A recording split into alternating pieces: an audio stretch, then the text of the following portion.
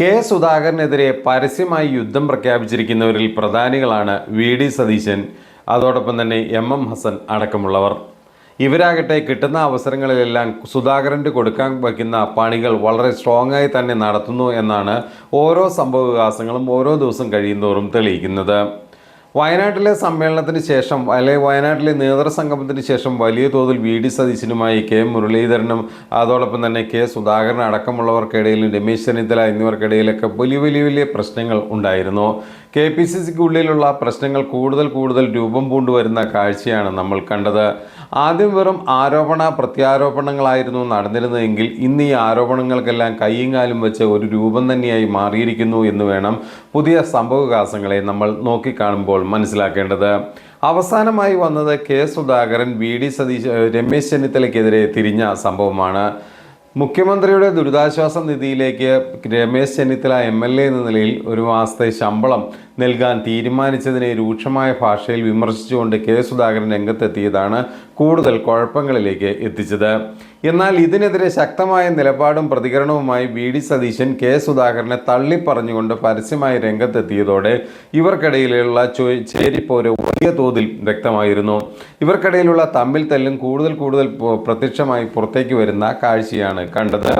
ഇതോടൊപ്പം ചേർന്ന് നിന്നുകൊണ്ട് തന്നെ എം ഹസൻ, മുൻ KPCCയുടെ ആക്ടിംഗ് പ്രസിഡന്റായിട്ടിരുന്ന എം ഹസൻ അടക്കമുള്ളവർ, അതെ KPCCയുടെ വക്താവായ എം ഹസൻ മുൻ MLA ആണ്, അദ്ദേഹം അടക്കമുള്ളവർ പെൻഷനിൽ നിന്ന് ഒരു പങ്ക് കൃത്യമായിട്ട് മുഖ്യമന്ത്രിയുടെ ദുരിതാശ്വാസ നിധിയിലേക്ക് നൽകിയിരിക്കുന്നു. ഇതോടൊപ്പം തന്നെ മുൻ KPCC പ്രസിഡന്റായ VM സുധീരനും മുഖ്യമന്ത്രിയുടെ ദുരിതാശ്വാസ നിധിയിലേക്ക് പണം നൽകി.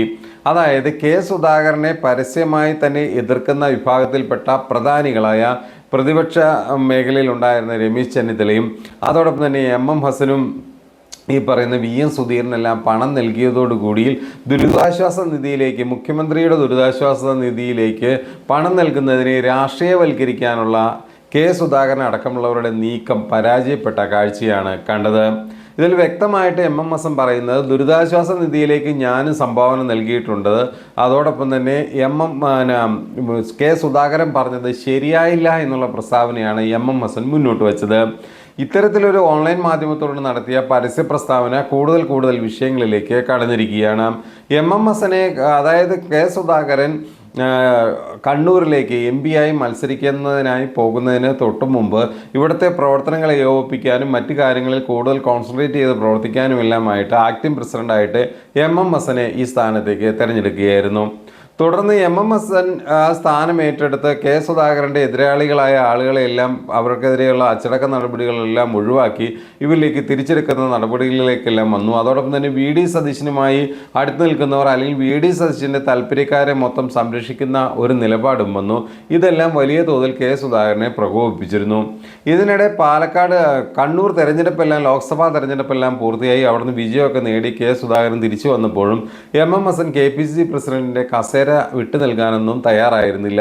ഇത് കൂടുതൽ കുഴപ്പങ്ങൾ ഉണ്ടാക്കുന്ന ഒരു സാഹചര്യത്തിലേക്ക് എത്തിയതും വലിയ പ്രശ്നങ്ങൾ സൃഷ്ടിച്ചിരുന്നു. ഇതിനിടയിലാണ് ഇപ്പോൾ പുതിയ സംഭവവികാസങ്ങൾ മുന്നോട്ട് വന്നിരിക്കുന്നത്. സംഭവവികാസങ്ങൾ വളരെ സിമ്പിളാണ് എന്ന് നമുക്ക് തോന്നുമെങ്കിലും കോൺഗ്രസിനുള്ളിനെ മൊത്തം ആട്ടി ഉലയ്ക്കുന്ന നിലപാടാണ് വന്നിരിക്കുന്നത്. എം ഹസൻ സുധാകരനെതിരെ ശക്തമായി തിരിഞ്ഞതിനോടൊപ്പം തന്നെയാണ് വി.ഡി. സതീശനും ഈ സുധാകരനെതിരെ തിരിഞ്ഞിരിക്കുന്നത്. രമേശ് ചെന്നിത്തലയുടെ നടപടിയെ ന്യായീകരിച്ചുകൊണ്ടും കൃത്യമായി തന്നെ മുന്നോട്ട് വന്നിരിക്കുന്നു. ഇതെല്ലാം വലിയ തോതിലുള്ള കാര്യങ്ങളിലേക്കാണ് കോൺഗ്രസിനെ ചെന്നെത്തിച്ചിരിക്കുന്നത്.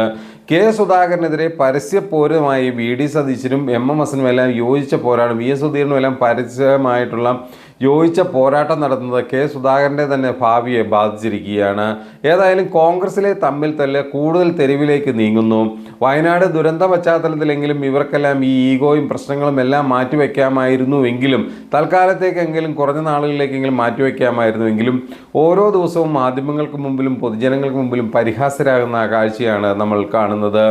ഇത്തരത്തിൽ തദ്ദേശ സ്വയംഭരണ തെരഞ്ഞെടുപ്പിനായി തയ്യാറെടുക്കുന്ന കോൺഗ്രസിൻ്റെ ഭാവി എന്താകുമെന്ന് നമുക്ക് ഇന്നേ പ്രവചിക്കാനാകും.